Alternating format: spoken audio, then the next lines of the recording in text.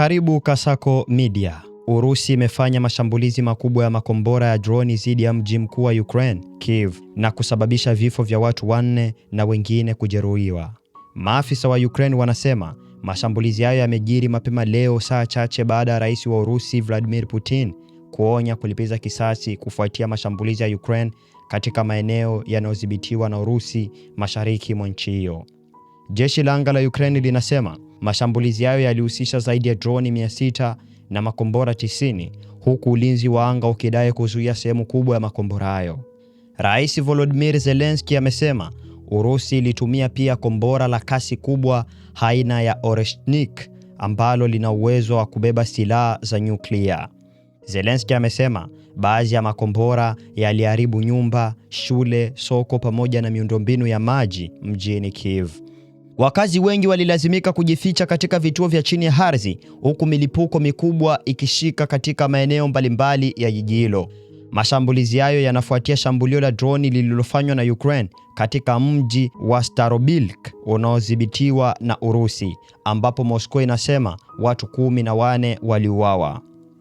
Na ikumbukwe kwamba Rais Vladimir Putin aliahidi kulipiza kisasi baada ya kushutumu Ukraine kwa kufanya shambulio baya kwenye bweni ya wanafunzi katika sehemu inayokaliwa mashariki mwa Ukraine.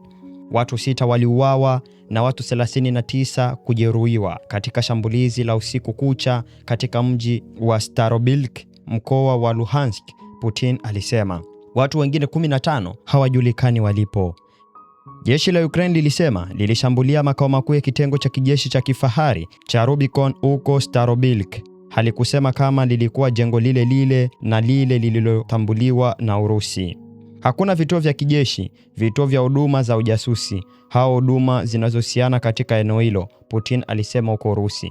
Kwa hiyo hakuna msingi wowote wa madai kwamba silaha zilishambulia jengo hilo kutokana na mifumo yetu ya ulinzi wa anga, alisema katika mapokezi katika makazi yake Kremlin siku ya Ijumaa.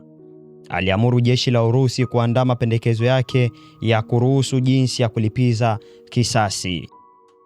Na Urusi tayari imethibitisha kuwa wao ndio wamefanya shambulio hilo huko jijini Ukraine ili kupata kutoa jibu kwa lile Ukraine ililopata kulitenda kabla. Basi kwa kupata habari zaidi, jiunge na Kasako Media.